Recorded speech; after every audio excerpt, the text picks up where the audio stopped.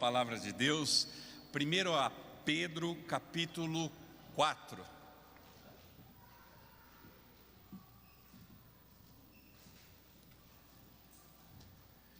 Bem lá no finalzinho da Bíblia,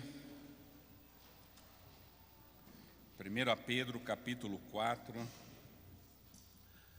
Quem tem boa memória, quem faz anotações, vai perceber que no primeiro domingo deste mês, nós conversamos, o sermão foi nesta mesma carta, nesse mesmo capítulo, de 1 a Pedro, capítulo 4, e nós vimos do versículo 7 ao 11, né? Foi no primeiro domingo. E hoje, nós vamos dar continuidade, nós vamos ver do 12 ao 19. 1 Pedro, capítulo 4, do 12 ao 19.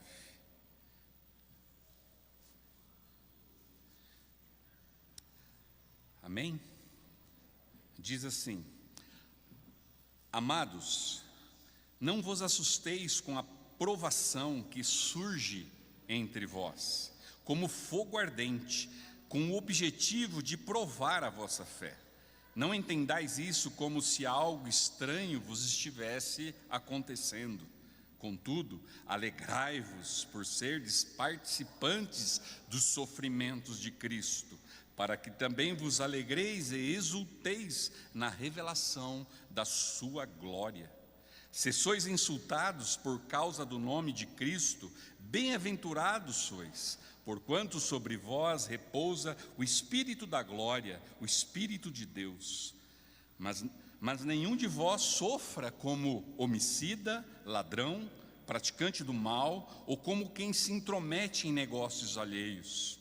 Entretanto, se sofrer como cristão, não se envergonhe disso. Antes, glorifique a Deus por meio desse nome, pois chegou a hora de começar o julgamento pela casa de Deus. E se começa primeiro conosco, qual será o fim daqueles que não obedecem ao Evangelho de Deus? E se é com dificuldades que o justo é salvo, que será do ímpio, o pecador? Portanto, aqueles que padecem de acordo com a vontade de Deus devem confiar sua vida ao seu fiel Criador e seguir praticando o bem. Obrigado, Deus, por esta palavra poderosa que o Senhor tanto inspirou o teu servo Pedro, e ela chegou até nós. Então nos inspire também nesta noite, através do teu Santo Espírito, em nome de Jesus. Amém. O privilégio de sofrer por Cristo. O privilégio de sofrer por Cristo. Será que entendemos bem isso? A profundidade deste privilégio. Em nosso país, você já sofreu perseguições? Você já sofreu perseguição na sua cidade, aqui em São José dos Pinhais? E se sofreu, você já se alegrou em participar dos sofrimentos de Cristo?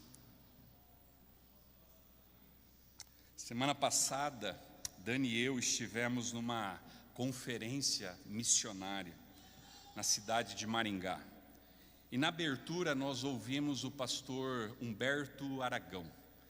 Fazia muito tempo que eu não ouvia, presencialmente. Um homem que escreveu muitos livros, já visitou 97 países, foi um dos fundadores, ele está ligado à missão OM, e ele havia acabado de chegar da Índia e de alguns países do Oriente Médio. E ele testemunhou para nós que ele esteve com em torno de 40 jovens, 40 crianças, e esses jovens, eles tinham presenciado a decapitação dos seus pais pelo Hamas. E eles disseram para ele, esses jovens: pastor, cristãos, não fale mais. Nós já escutamos muito deste Deus. Nos mostre Deus. Nos mostre Deus. Cristãos, mostre Deus através da sua vida. Mostre. E é possível pegar algo que é delineado para ser zombaria para nós, para ser uma afronta, para nos ofender, para nos humilhar, e a gente ainda assim se orgulhar e exultar no Senhor por este nome. De alguma forma isso ser usado para nos alegrar e tornar para nós como uma medalha de honra, um nome que foi arquitetado para nos insultar, se tornou aquilo, ou se torna para a gente aquilo que nós gostamos de ser chamados, cristãos. Um nome desenhado pelo nosso inimigo para nos fazer mal e sermos envergonhados. Ele se torna uma marca de quem nós somos e naquilo que nós nos alegramos. E quando vêm as provações, as nossas provações por causa deste nome, a gente não se esconde, a gente não corre, a gente sorri, a gente segue em frente, firmes na missão, a missão que Deus nos confiou, e Ele reverte isso a nosso favor, e nós damos glória e honra a Ele. Porque no final das contas, amados, é das mãos dele que vêm todas estas coisas, não é verdade? Hoje, ao considerarmos o que Pedro aqui nos ensina, nós vamos ver que aqueles que são chamados de cristãos devem seguir fazendo bem e confiando no Senhor, sabendo que o povo de Deus deve se alegrar com a aprovação, pois ela vem sim para o nosso bem. Nós, como igreja, nós temos um local onde nós nos reunimos com frequência, não é verdade? Estamos aqui todos os domingos, os jovens, os adolescentes, aos sábados, durante a semana, né? Temos também momentos de estarmos juntos, para sermos treinados, para sermos lembrados de quem nós somos. Primeiramente para adorarmos a esse Deus maravilhoso que se entregou por nós. Sabermos que temos uma identidade, temos um nome, temos um sotaque que vem do alto. E o fato de sermos e pertencermos a outro reino e que repousa em nós um amor que cobre uma multidão de pecados, que faz de nós bons mordomos, não é verdade? Que nos torna cada dia mais hospitaleiros uns para com os outros, mesmo diante das adversidades, das perseguições neste mundo caído. E Pedro aqui, ele nos lembra, não estranhem, não estranhem, não estranhe quando as coisas esquentarem. Não estranhe. Tua semana está quente, a semana que passou foi quente, meu irmão. Não estranhe. Às vezes a gente olha do lado e a gente não sabe nem como sair. Mas Pedro está nos afirmando, não estranhe.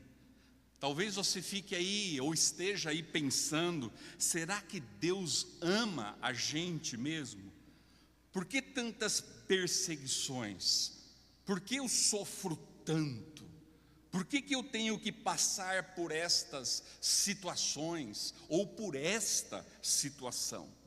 Por que cristãos estão indo presos por ser cristãos? Ou sendo mortos por proclamar o Evangelho?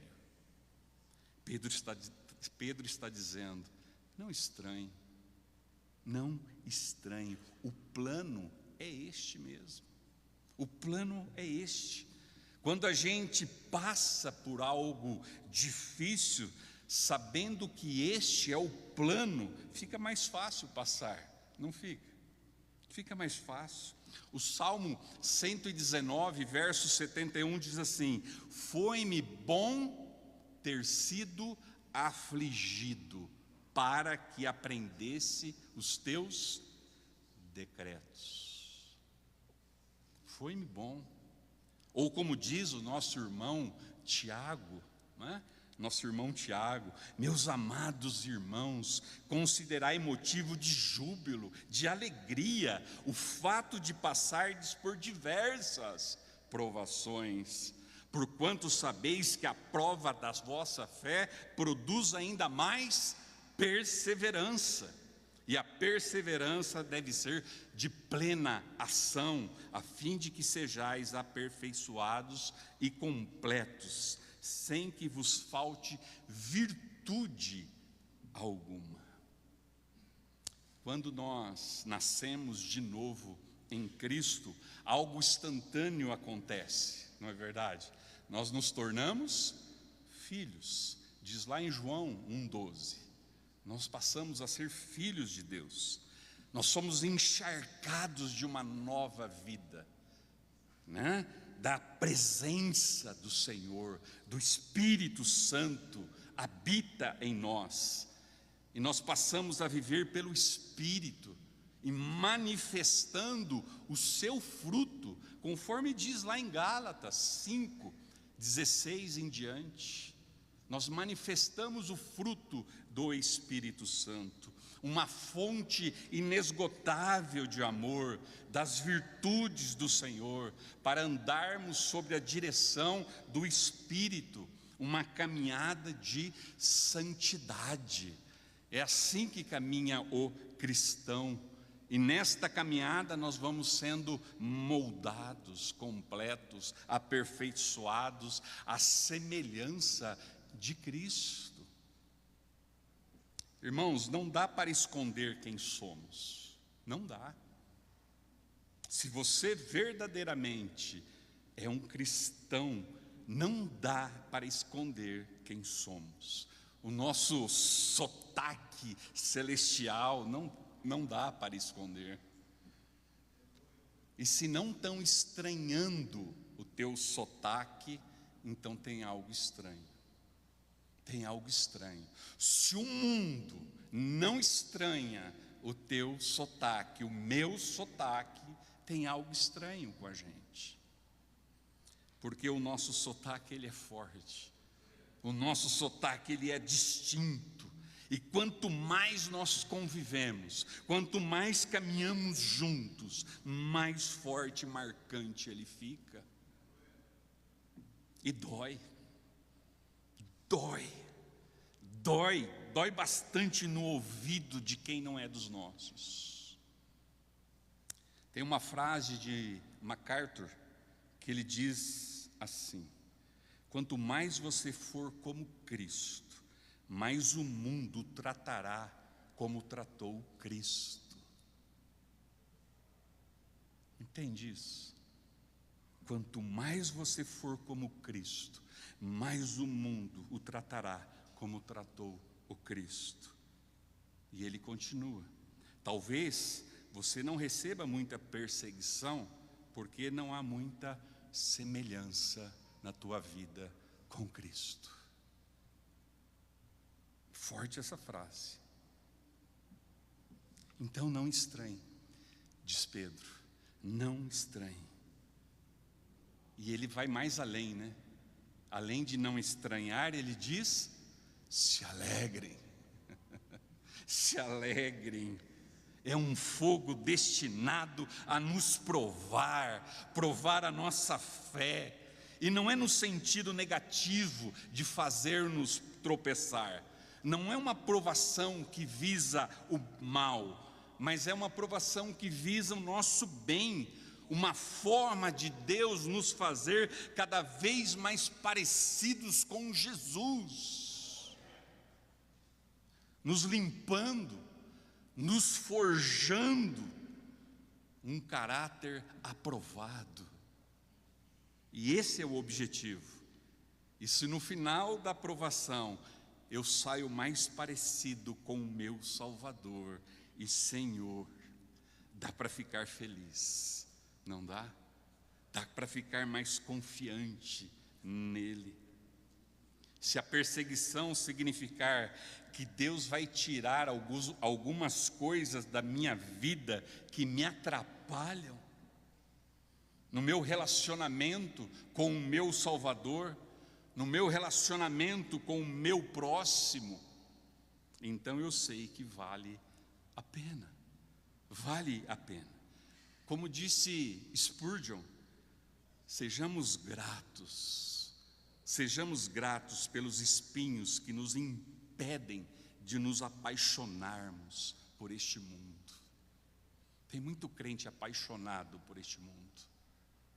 Tem muito crente apaixonado por este mundo. Você consegue orar pedindo a Deus assim, em ser coparticipante dos sofrimentos de Cristo? A gente vem diante do Senhor e a gente pede tantas coisas para nós, mas nós já pedimos para ser participantes dos sofrimentos do nosso Salvador. Amado, não é um sofrimento sem propósito, não é algo solto no ar, é Deus utilizando isso para o nosso bem. E nisto nós nos alegramos, diz Pedro, e nós nos exultamos no Senhor. E vejam aqui a distinção, não é que o sofrimento em si é algo que nos alegra, mas a gente fica feliz no que ele significa, tanto no que ele diz acerca de nós, como no seu resultado final. Então nós sabemos realmente o que significa sofrer por Jesus, de ser coparticipante do seu sofrimento. Quando você sofre por amar Jesus, é porque você é dele. É porque você é dele. E isso deve ser um lembrete maravilhoso para o nosso coração. E não é porque você gosta de sofrer. Não é isso que Pedro está falando, mas é porque o sofrimento me faz lembrar que eu sou mesmo do Senhor, que o seu Espírito repousa sobre mim e participamos junto com Ele deste mesmo sofrimento. Ser com Ele no sofrimento significa que você é dele nos dias de glória, e você será manifesto com Ele no dia final.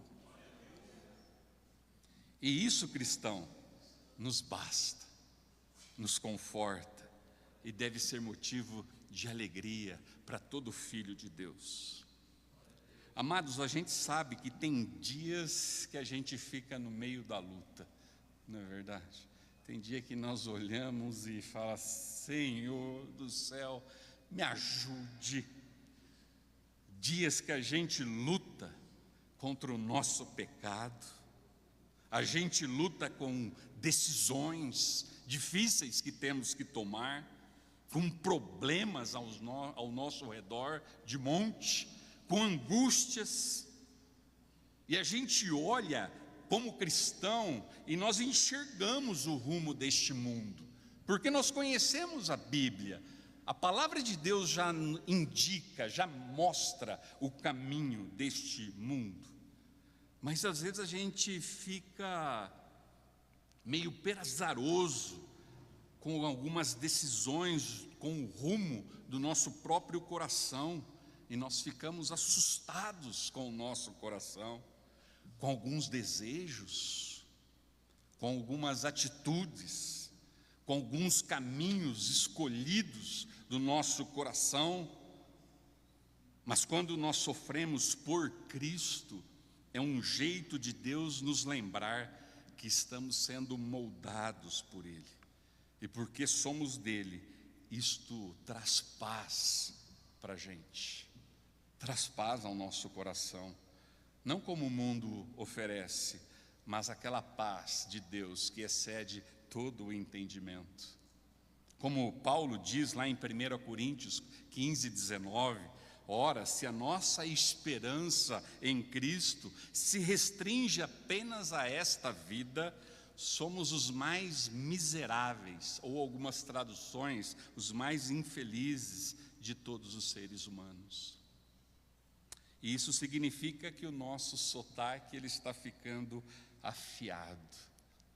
Quando percebemos essas coisas, que a gente sendo igreja, nós estamos agindo do mesmo jeito que estamos sendo treinados a servir, tanto aqui dentro como fora daqui.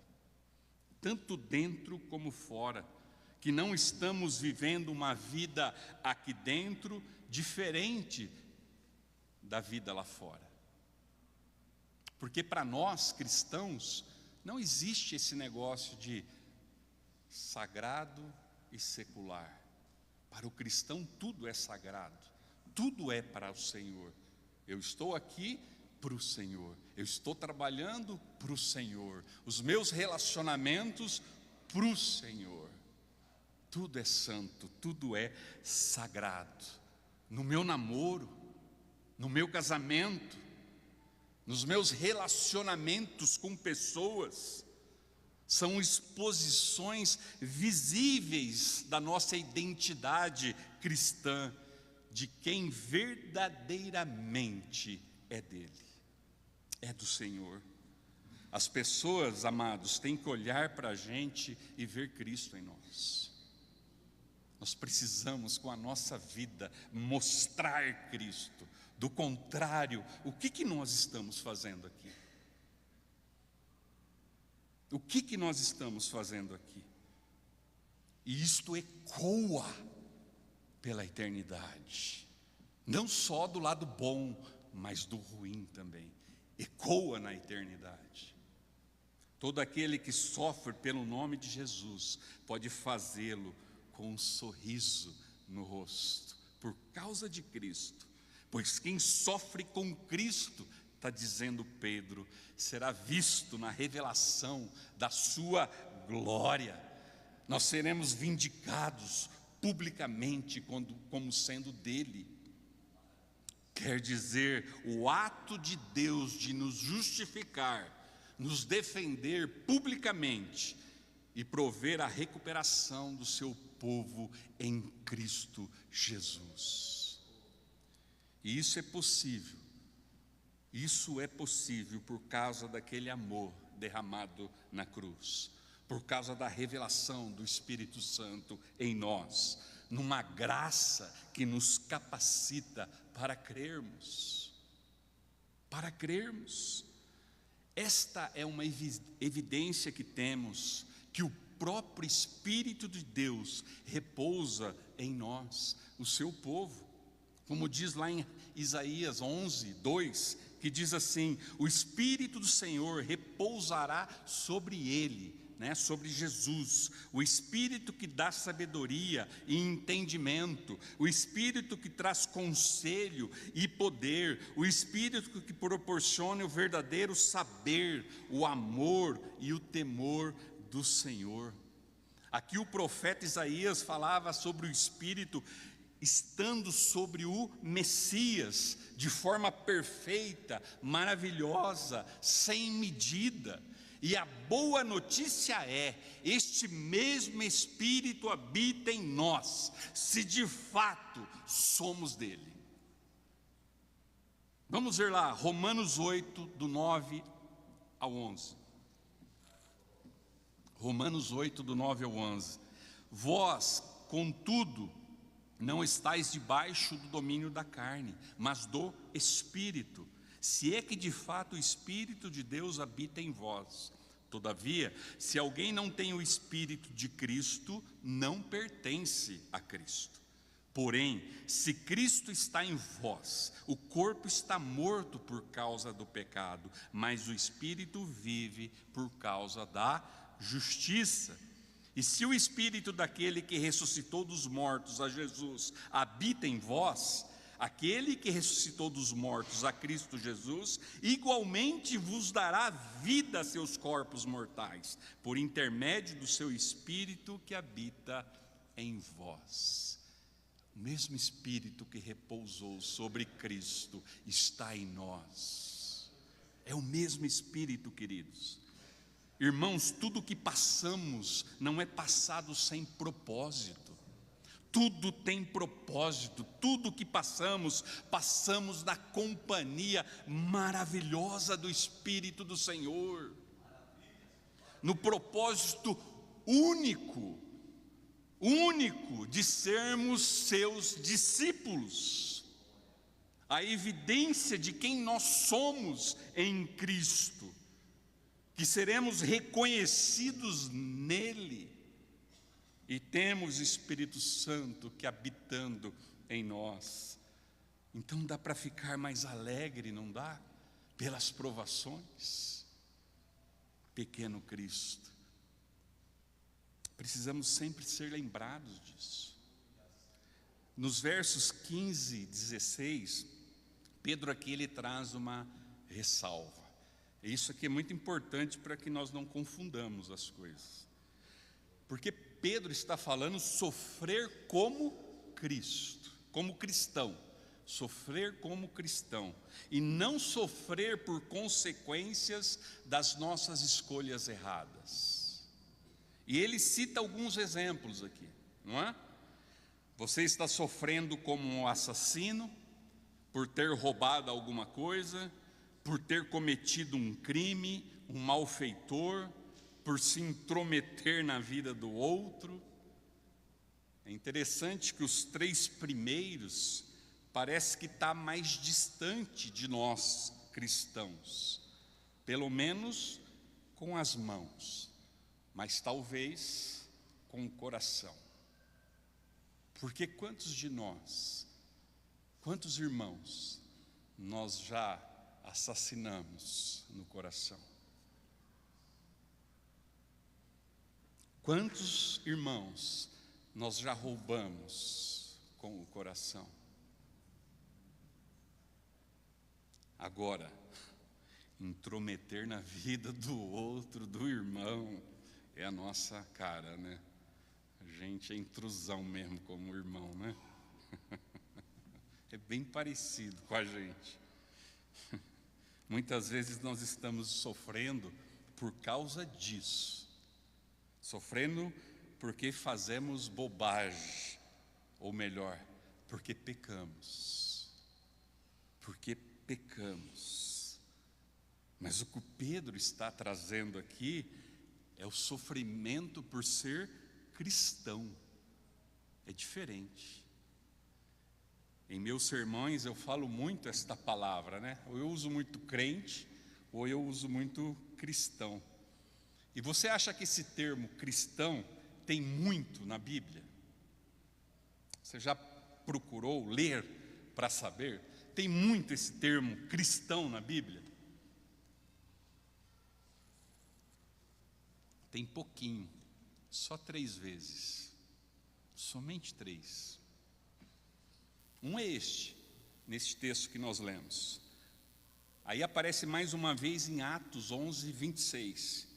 Quando os discípulos de Jesus são chamados pela primeira vez em Antioquia de cristãos. Para os que criam, alegria e glória deste nome. Para aqueles que não criam, era usado como zombaria. Zombaria. E o outro que aparece em Atos 26, 28.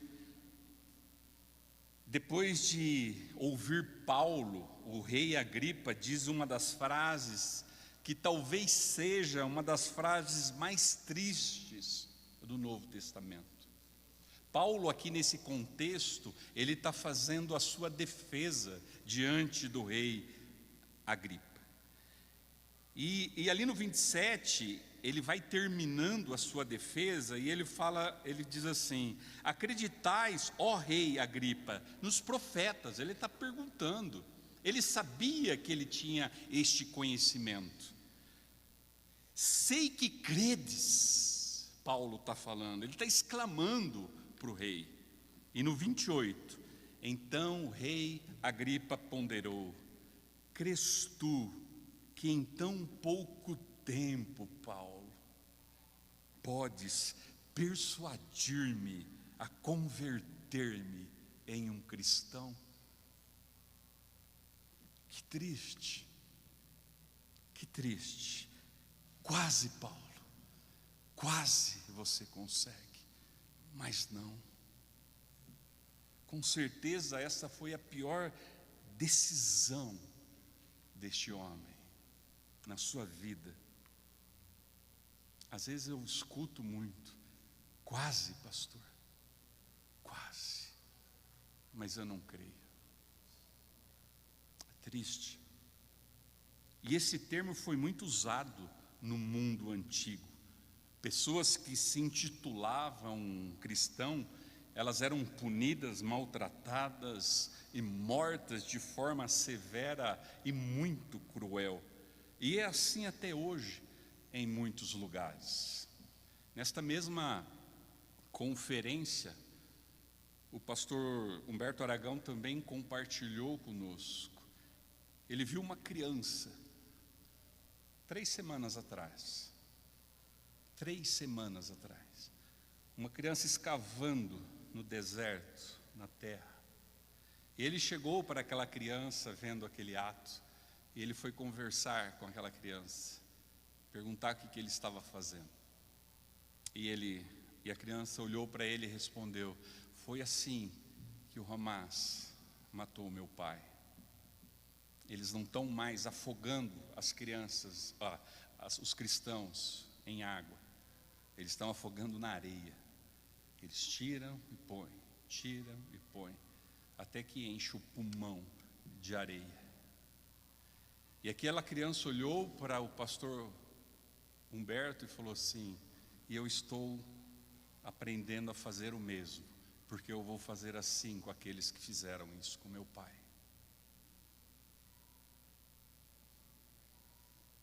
Mas às vezes é a nossa própria carne, o nosso orgulho, que nos coloca em situações de vergonha deste nome, não é verdade? Ficamos meio tímidos por causa deste nome, de falar, de se expor, de aparecer, porque além de tudo vem a humilhação do sofrimento, um termo afamado para nos humilhar, mas nós precisamos testemunhar, e o Senhor vai virar a nosso favor. Pedro está afirmando: se você sofre pelo nome dele, se você sofre por ser um cristão, você é um dos nossos, você é de Jesus. Glorifique a Deus por meio deste nome, pequeno Cristo. Não se envergonhe deste nome, porque você ama imitá-lo, cristão. Você ama imitá-lo, e você ama ser coparticipante dos seus sofrimentos, e nós perseveramos nisso. A gente é resiliente em aprender o sotaque dele. A gente não sai do meio da comunhão, do meio da igreja, desta comunhão do Senhor, porque nós queremos ficar mais parecidos com Ele, e não nos envergonharmos, mas nos alegrarmos por carregar este nome, porque nós pertencemos ao corpo de Cristo. E com isso Pedro amplia as nossas perspectivas aqui, daquilo que Deus está fazendo em toda a história. E nos versos 17 e 19, Pedro está explicando que quando experimentarmos qualquer tipo de provação, qualquer tipo de fogo, nós precisamos ser lembrados que o mundo vai ser julgado. Vai sim. O ponto é, se há um fogo ardente que vem sobre nós, o povo do Senhor, isso é uma evidência clara que este mundo caído, que anda em rebeldia contra o Senhor, vai ser julgado sim. De que este mundo, de que acha que vai conseguir passar impune, que acha que vai terminar tudo bem para ele, e de que Deus não se importa com essas coisas, isso aqui é um lembrete de que o Deus Todo-Poderoso vai julgar o mundo e vai julgar o mal. E esse fogo, esse julgamento começa pela própria casa de Deus. Por nós. Amados, a quantos que estão na casa de Deus e só estão porque desejam Deus como um parceiro, muitos se aproximando de Deus como quem busca um sócio para os seus projetos pessoais, e trazem ainda os seus planos prontos, os seus projetos prontos, metas definidas, e procuram em Deus apenas o carimbo desta realização. Há uma diferença grande, muito grande, entre quem está no caminho certo, na porta certa, e quem não está. E este fundamento está em quem faz a vontade do Pai. Porque fazemos qualquer coisa em relação à fé, menos abrir mão da nossa vontade, das nossas preferências, das nossas prioridades. Sendo que o Evangelho, nós somos chamados a uma rendição. O Evangelho é um chamado à rendição, a nos rendermos. É ouvir Jesus dizer: negue-se a si mesmo, tome a sua cruz e siga-me.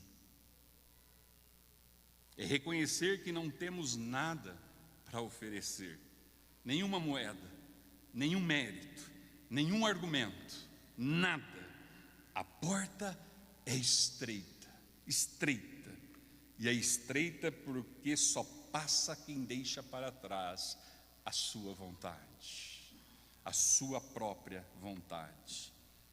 Querido, não é Deus que entra no nosso plano, não é. Somos nós que morremos para os nossos planos e entramos no dele, no projeto dele.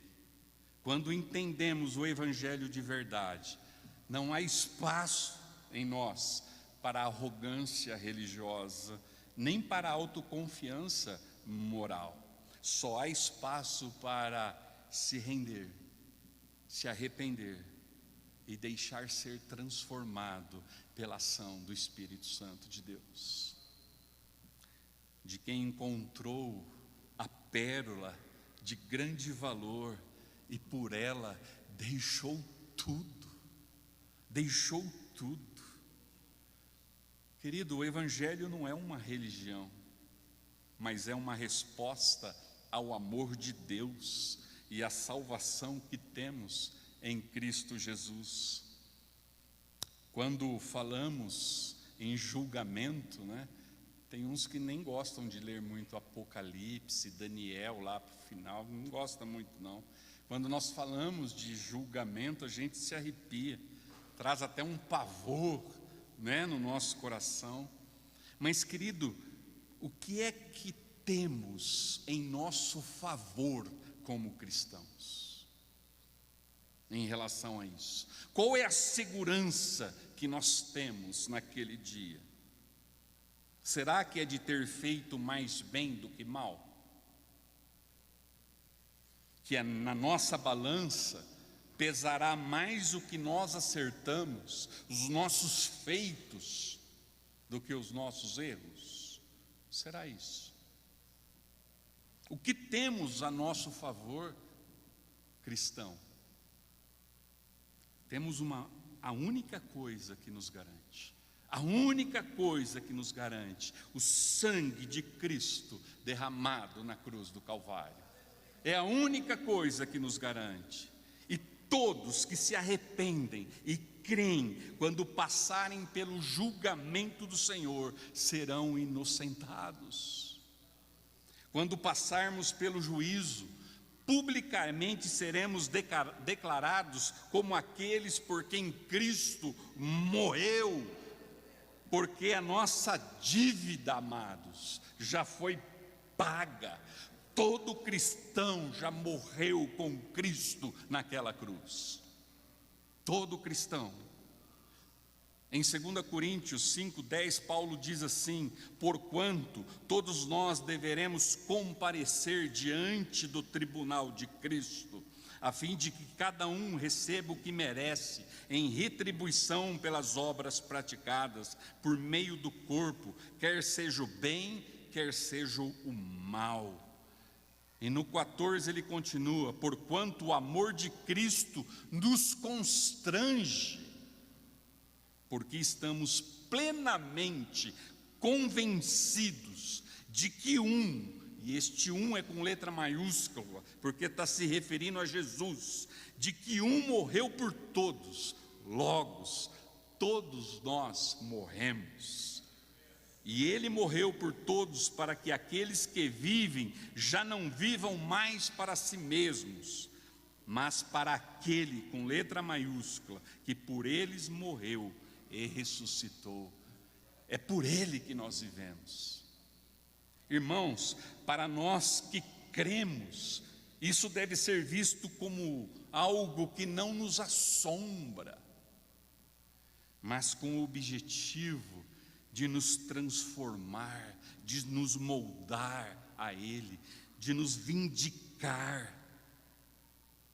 É tipo assim: eu sei, eu creio que o meu nome está escrito no livro da vida, mas ainda não. Eu creio que o meu nome está escrito no livro da vida, mas ainda não. Estamos caminhando, queridos. Que esse fogo se espalhe a partir de nós. Começa com nós, mas se espalha para toda a humanidade, querido. As pessoas têm que ver Cristo em nós, mostrar Cristo às pessoas através da nossa vida, do nosso testemunho. Esta é a convocação da missão, e ela é para já, ela é para agora.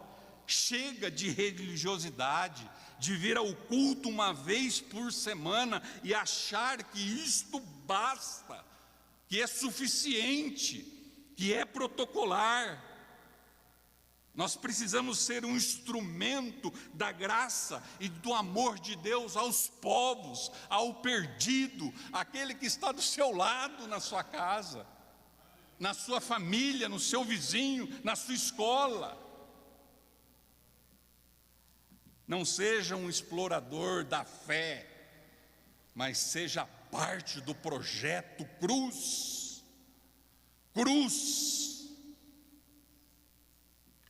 Para o cristão, o fogo do Senhor, ele refina, ele transforma, ele limpa. Mas para os perdidos, querido, é julgamento, é condenação, ele consome. E isso tem que arder no nosso coração, porque tem muitos perdidos. Isso nos remete até ao livro lá de Malaquias 3, que traz aquela ideia da purificação que começa com os sacerdotes da casa de Deus, passa pelo povo e avança rumo àqueles que não são. Para aqueles que são povo, aleluia, glória a Deus, é um resultado positivo. Mas para aqueles que não são, conforme Malaquias 3, é punição, é destruição. E o ponto é, se até a vida do cristão neste mundo vai ter percalço, vai ter dificuldades, dias difíceis, dias escuros, quanto mais para o ímpio. Ainda que pareça que o ímpio está levando vantagem, não está, amado, não está. Quando Deus vier com o fogo purificador, o ímpio que não crer estará em apuros, em grande apuro. Então hoje é hora de refletirmos. É hora de refletirmos. Confiamos plenamente e obedecemos este Evangelho de Jesus. Você confia plenamente, você obedece este Evangelho de Jesus. Somos contados entre os que são chamados cristãos. Precisamos refletir sobre isso. E veja, eu não estou perguntando se você frequenta uma igreja ou esta igreja. Eu não estou perguntando se a tua vida é perfeita. A minha está longe de ser. Eu não estou perguntando se o seu sotaque é 100%. Eu estou perguntando se você é um discípulo de Jesus. E lembra o texto que eu li das ofertas? Quem ama mais o seu pai, ou a sua mãe, ou o seu filho, não é digno de ser chamado de meu discípulo. Quem ama a si mesmo, a sua própria vida, não é digno de ser chamado de meu discípulo. É disso que eu estou falando. Ser alguém que o ama de verdade, que perdoa, como o mesmo perdão com que foi perdoado naquela cruz. Se tem a sua vida compartilhada através dele. Se quando olham para você, um cristão crucificado, veem também um Cristo ressurreto.